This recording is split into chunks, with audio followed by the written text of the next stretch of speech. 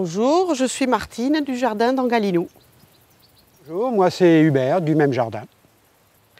Alors, le jardin Angalinou, on est arrivé il y a exactement 30 ans. Et on a choisi ce terrain parce que c'était un terrain très désolé. Il n'y avait pas un arbre, il n'y avait que de l'herbe très sèche. C'était vraiment désolé, mais le terrain avait une jolie forme. Et surtout, il y avait une source. Et comme je suis née en Lozère, je trouvais qu'avoir une source, c'était quelque chose de magique. Et puis Hubert, il a accepté de venir faire le jardin ici ensemble. On est venus avec nos enfants.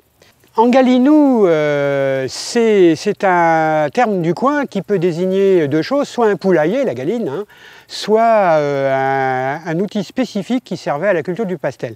Ce qui nous a frappé, c'est que le lieu-dit s'appelle en fait Bruyères. Et là-bas, il y en a une autre ferme qui s'appelle Garrigue. Or, des bruyères dans le coin, il n'y en a pas une, quoi, hein. Et on s'est aperçu que, historiquement parlant, au début du XXe siècle, on appelait Bruyères, Garrigue, les coins dans lesquels rien ne poussait. Ici le Lauragais, qui est une région exportatrice de blé, ici on faisait de la vigne. Et quand on commence à faire de la vigne dans un terrain dans le Lauragais, c'est qu'il n'y a rien d'autre qui pousse. Et petit à petit, on a appris à connaître ce terrain, à connaître le vent, à connaître le régime de pluie. On a appris qu'il y avait un vent très désagréable qui s'appelait le vent d'Autan et qui était très pénible en fait, qui n'était pas du tout le petit vent vivifiant qu'on croyait. Et donc on a commencé par se protéger du vent d'Autan en plantant des arbres qui ont mis très très longtemps à pousser. Et puis petit à petit, on a adopté une technique de jardinage qui consiste à remplir à ras-bord, à ne jamais laisser le sol à nu, non pas en mettant du paillage ou des paillettes de lin, mais simplement en plantant très serré. Oui, notre jardin, oui, c'est un jardin, je pense, pour un jardinier qui n'est pas pressé. On n'a pas fait directement un grand jardin, on a fait des petits morceaux. Et tant que le petit morceau n'est pas rempli, on ne passe pas au suivant. Et ça, je pense que ça permet de faire rapidement au moins un coin qui est joli et d'agrandir petit à petit. Le bombardien qui débarque, il apprend sur le tas, quoi. C'est petit à petit qu'on a mis au point les différentes techniques, utiliser les couvre-sols suivant qui est un petit peu, j'allais dire de l'eau, que ce soit légèrement humide, que ce soit à l'ombre ou que ce soit au soleil. Et donc c'est l'observation, beaucoup d'observations, de voir comment les plantes se comportent. Si elles ont des feuilles grises, a priori, je vais les mettre en plein soleil et plutôt dans une pente bien drainée. Si elles ont des feuilles très vertes et un peu larges, je vais les mettre plutôt à l'ombre. Donc ce que je fais, c'est que quand j'achète, mettons, des plantes pour différents endroits, la première année, je les plante toutes au même endroit pour les surveiller et les arroser, le temps qu'elles fassent des racines qui aillent dans le terrain qu'on a ici. Et puis on laisse des parties en friche. Alors j'ai des friches permanentes depuis 5 ans. Ouais. Ça aussi, pour la biodiversité, c'est bien, quoi.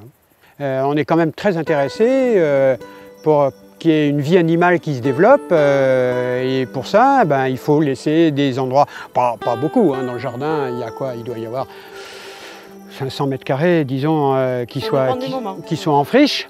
Mais là, dans cette friche-là, il y a vraiment beaucoup d'animaux, de petits insectes, et les petits insectes, ils attirent les oiseaux, ils attirent des prédateurs, etc. Et c'est ça qui est intéressant.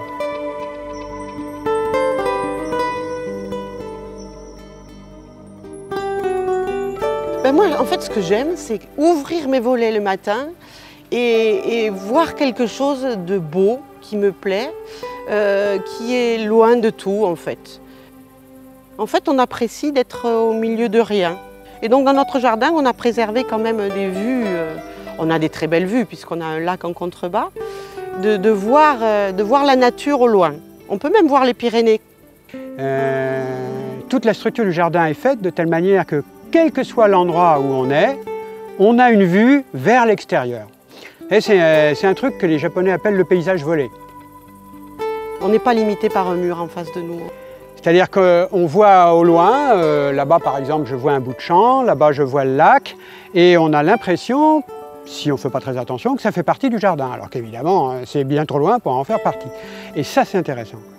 Au début ce jardin c'était juste un jardin d'agrément, mais petit à petit, à force par exemple de faire des photos, on s'est aperçu qu'on voyait une certaine évolution, qu'on voyait se créer tout un climat dans lequel les animaux arrivaient les uns après les autres. Donc on a vu les insectes, on a vu...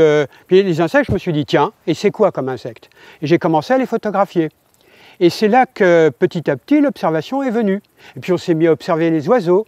Et en observant les oiseaux, on a contacté la LPO, on est devenu refuge LPO. En observant les insectes, j'ai contacté des forums spécialisés. Je me suis aperçu que, par exemple, on avait 10 sortes différentes de libellules, qu'on avait une centaine d'araignées différentes. C'est vraiment passionnant. Oui. Ici, j'ai besoin que le jardin soit comme un paysage qui vit sa vie.